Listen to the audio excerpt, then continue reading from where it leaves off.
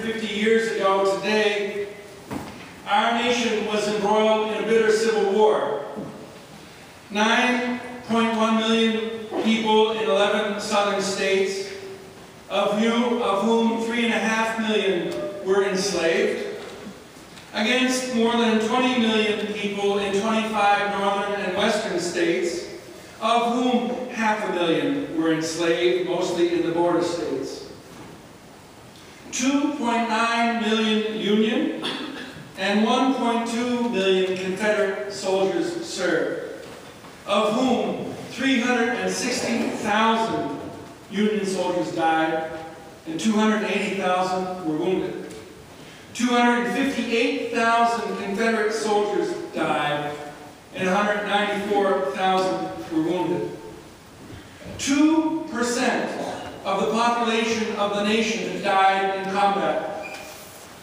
1 out of every 10 Union soldiers, 1 out of every 5 Confederate soldiers. Already, by this day, 150 years ago, 3,000 Union soldiers and 2,000 Confederate soldiers had been killed or wounded in northern Virginia at the First Battle of Bull Run. In early April, only a few weeks from now, another 17,500 would be killed or wounded in battles in Tennessee. The first Dover boy to die was named George Markham, a 19-year-old private, killed at the Second Battle of Bull Run in August of 1862.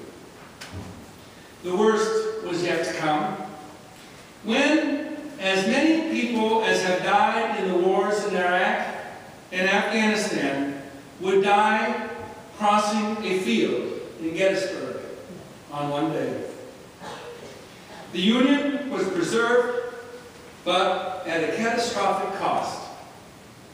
On top of the war dead were the untold civilian casualties, the widespread devastation throughout the South, several generations of political, economic, and cultural domination of the South by the North, a legacy of resentment and sectarian hatred, which still resonates strongly with those who harbor it, not to mention an ensuing century of segregation, discrimination, second-class citizenship, lynching, and clan violence the free African Americans experienced. Why, in 4 minutes or less, did the Civil War happen? When the 13 colonies became the independent United States, the founders made a number of compromises to pull the diverse and disparate states together into one nation. The biggest of these compromises was the overlooking of slavery, which existed everywhere, but which was most prevalent in the South, where conditions were most favorable. Set against this compromise was the Declaration of Independence and the slave-owning Virginian Thomas Jefferson's words, "We hold these truths to be self-evident, that all men are created equal." That, my friends, is a glaring tension built into the foundation of our nation. As the young nation grew, the North and the South evolved in different directions. The northern states' greatest source of prosperity was rapid industrialization. The South, particularly the Deep South, came to be more and more dependent upon cotton agriculture, which had become immensely profitable to large landowners due to the invention in 1797 of the cotton gin by Eli Whitney of Westborough, Massachusetts. And just to offer an even hand in all this, New Englanders, while not owning a lot of slaves, made a lot of money out of the business. Between the merchants who shipped slaves, the textile mills on most New England rivers, which depended upon cheap cotton, the merchants who transported those finished textiles to market, and the markets themselves in the more populous northern urban settings. As the nation expanded westward, politicians from the north and South made compromises about the free or slave status of every new territory. In 1797, the Ohio River was designated as the boundary between slave to the south and free to the north as far as the Mississippi River. Many influential Northerners, however, became more and more abolitionist in their outlook, largely due to the preaching and teaching of Quakers in Pennsylvania and New England Congregationalists and Unitarians. Although, unfortunately, I have no idea if abolition was preached here in Dover. None of which, however, went down very well south of the Mason-Dixon line.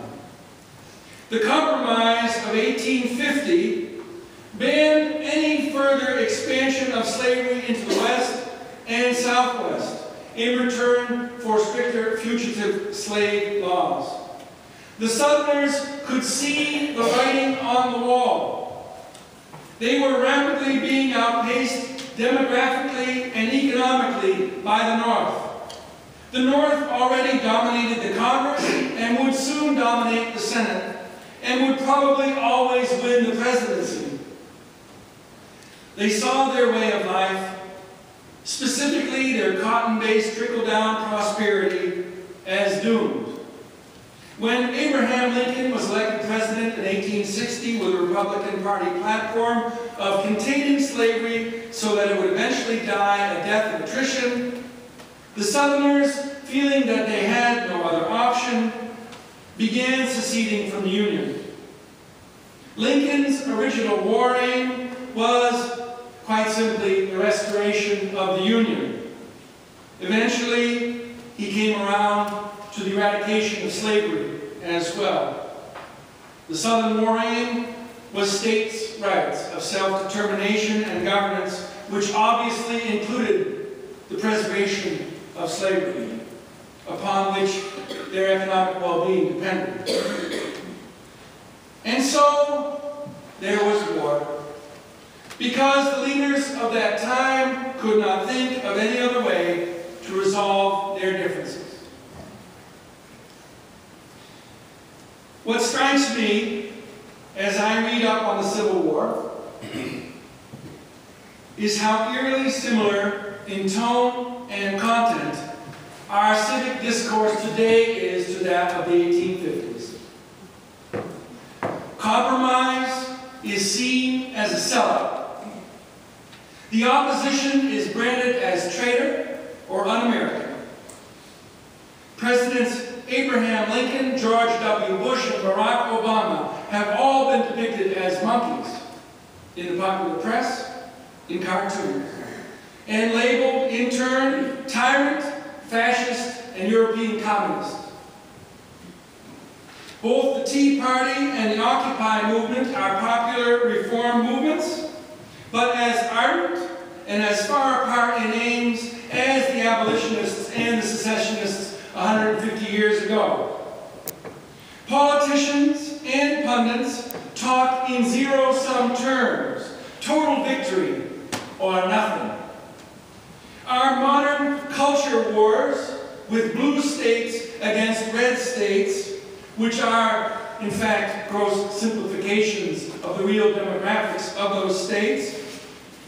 Our culture wars are passionate and prone to both demonization of the people on the other side and fringe violence.